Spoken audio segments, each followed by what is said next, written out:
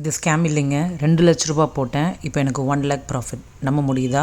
நான் வந்து லலிதாவில் bond scheme போட்டிருந்தேன். ஜூலை 24 போட்டிருந்தேன். அதில் பார்த்தீங்கன்னா 2 லேக்ஸ் போட்டிருந்தேன். இன்றைக்கி கோல்டு ரேட் ஏறினதுனால எனக்கு 1 லேக் லாபம். நீங்கள் இந்த பாண்டில் பார்த்தீங்கனாலே தெரியும். நான் இப்போ தான் க்ளோஸ் பண்ணி எடுத்திருக்கேன். இதில் 31 கிராம்ஸ் வந்திருக்கு. அதே 31 கிராம்ஸ் இன்றைக்கி ரேட்டுக்கு போட்டு பார்த்தீங்கன்னா 9,470 இருக்குது. ஸோ இது கேல்குலேட் பண்ணி பார்த்தா எனக்கே ரொம்ப ஷாக்காக இருந்தது. 1 லேக் எனக்கு ப்ராஃபிட். ஸோ நீங்களும் இப்போவும் ஆனந்த் ஸ்ரீனிவாசன் சார் சொன்ன வீடியோ நான் வந்து ஷார்ட்ஸில் போட்டிருக்கேன், பார்த்துருப்பீங்க.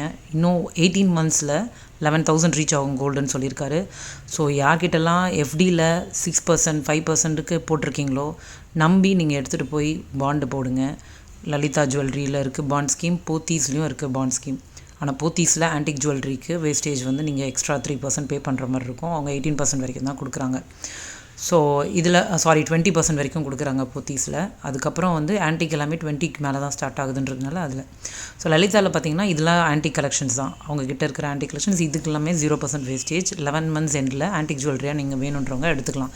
ஏன்னா நார்மலாக நம்ம போய் ஆன்டிக் ஜுவல்லரி எடுத்தோம்னா ஸ்டார்டிங்கே 23% அப்படின்னு போடுவாங்க. ஸோ அவ்வளோ வேஸ்டேஜ் போடுறதுக்கு பதிலாக இது நம்ம கோல்டு ரேட்லேருந்து ஃப்ளக்சுவேட் ஆகிறதையும் நம்ம ஸ்டாப் பண்ணுறோம். அட் த சேம் டைம் நம்மளுக்கு பிடிச்ச ஆன்டிக் ஜுவல்லரியும் அந்த 23% வேஸ்டேஜ் இல்லாமல் நம்ம எடுக்கிறோம்.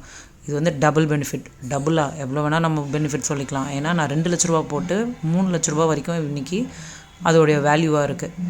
ஸோ ப்ளீஸ் நீங்கள் உங்கள்கிட்ட சும்மா தான் எஃப்டியில் நான் வச்சுருக்கிறேன் அப்படின்னா நீங்கள் ஒரு இன்வெஸ்ட்மெண்ட் பர்பஸ் அப்படின்னும் போது அதை எடுத்து நீங்கள் கோல்டில் கண்டிப்பாக இன்னொரு 18 மந்த்ஸில் 11,000 ரீச் ஆகும்னு சொல்லியிருக்காரு. ஏன்னா ஆனந்த் ஸ்ரீனிவாசன் சார் சொன்னது தான் நான் ஃபாலோ பண்ணியிருக்கேன். நான் ரொம்ப கான்ஃபிடென்ட்டாக, ஏன்னா கொஞ்ச நாளாக நான் அவரை ஃபாலோ பண்ணிகிட்டு இருந்தேன்.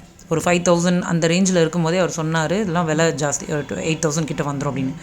அப்போ கொஞ்ச நாள் நான் வெயிட் பண்ணி அப்சர்வ் பண்ணிட்டே இருந்தேன் அவர் சேனல்ஸ் எல்லாம்.